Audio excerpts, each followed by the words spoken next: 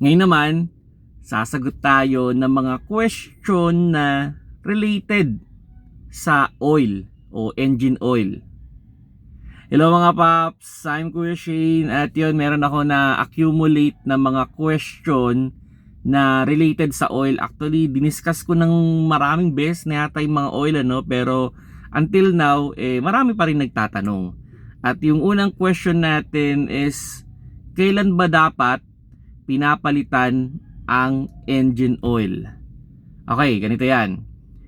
Yung pagpapalit ng engine oil, nakadepende yan dun sa huling oil na nilagay ninyo.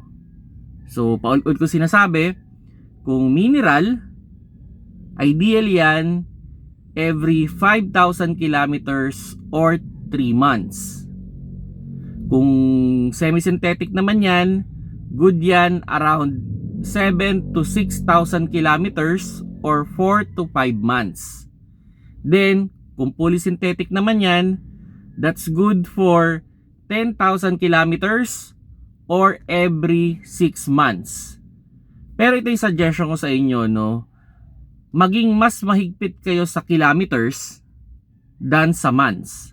So, kung na-accumulate nyo na yung kilometers na required o minimum nung oil na nilagay ninyo, palitan nyo na. Kahit wala pa dun sa months. Now, kung hindi masyadong gamit yung kotse ninyo, okay naman na i-extend yan. Kahit extend yun ng mga 1 to 2 months, wala kayong magiging problema dyan. Ito, just a story lang may dalawa akong kotse. Yung isa, tumakbo na ng almost nasa 6,000 kilometers, 6 to 7,000 kilometers. Fully synthetic na pareho yun and pareho lang ng brand. So, yung isa naman, tumakbo lang ng mga 3,000 kilometers pero nasa 6 to 7 months na. Nung dinrain ko yung boat na oil, mas maganda pa rin yung kondisyon nung 3,000 kilometers compare dun sa around 7,000 kilometers.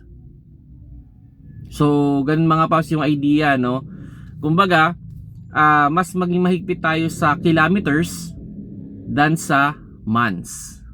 Okay. Then yun, isa pang question na na-receive natin is, ano daw ba yung tamang oil na gamitin sa kanyang kotse? Viscosity. Okay. So, yung viscosity, yan yung makikita ninyong number na may letter. Ang suggestion ko sa inyo, i-check nyo sa owner's manual. Meron yan dyan, nakalagay doon yung minimum o sabihin natin yung parameter kung anong viscosity yung recommended sa inyong sasakyan. So doon na kayo titingin Pero ako, hindi ko tinignan yun Ang tinignan ko naman is yung oil na ginamit sa akin nung nagpapa-change oil ako sa kasa. Kasi normally naman sa mga kotse, meron niyang pre-PMS. Halimbawa, itong Toyota ko, up to 20,000 kilometers yung kanyang pre-labor. So, syempre, inabil ko talaga yon, di ba? So, yung oil na ginagamit nila is yung 5W30. So, kahit wala na sa kasa itong mga kotse ko, ako na lang yung nag-change oil, 5W30 pa rin yung ginagamit ko. Kasi, sabihin natin, mas alam nila yung kotse nila, di ba? Mas tama yung nilalagay nilang oil. So, ginawa ko naman, ang pinaka ginawa ko is naghanap ako ng murang oil na pang change oil na 5W30 na fully synthetic, and yun ang ginagamit ko ngayon. So, okay naman. Okay naman yung performance ng mga kotse natin. Yun yung ibibigay sa inyong tip, Check nyo sa owner's manual o i-check niyo kung ano yung nilalagay ng kasa. Pwede nyo gayahin kung ano yung nilalagay ng kasa. Siguraduhin nyo lang na yung ilalagay ninyong oil ay hindi peke. Okay? Yun. Lagi ko nang pinapaalala na hindi dapat peke yung oil kasi sa totoo lang, ang daming oil na peke ngayon. Especially yung kahit saan nabibili. Meron sa online, meron sa mga store. So, dapat talaga, dapat i-check natin mabuti. Kung ako ang tatanungin, syempre sa mga legit store lang sana or sa mga gas station o sa kasa, doon lang kayo bumili. Kasi yun nga, mahirap kasi yung bumili kayo ng oil na ine-expect ninyo na fully synthetic pang 10,000 kilometers, then sinasagad ninyo. Unfortunately, baka yung oil na nabili ninyo ay hindi naman good for 10,000 kilometers. Imbis na nakamura kayo, baka gumastos kayo ng malaki. Okay? Then yun, isa pang question na na-receive natin, hindi masyadong gamit yung kotse. Lagi lang nakatenga sa garahe. 6 months na yung oil, pero 1,200 pa lang yung natakbo. Pwede na ba akong mag-change oil? Ayan, nako. Yan, nabanggit ko nga kanina, normal yan sa mga garage queen yan, yung lalo na kung yung may-ari naman is work from home o kaya nag-a-abroad, may mga pagkakataon talaga na napakababa nung kilometers. Tapos naabutan talaga sila ng months, Ako, suggestion ko diyan, pwede niyo namang i-extend yan, yung nga nabanggit ko kanina, So sabihin natin kung 6 months yung oil, dahil fully synthetic yung nilagay ninyo, pwede niyo na ma-extend yan ng 1 to 2 months up to 8 months. Okay pa naman yun. Okay?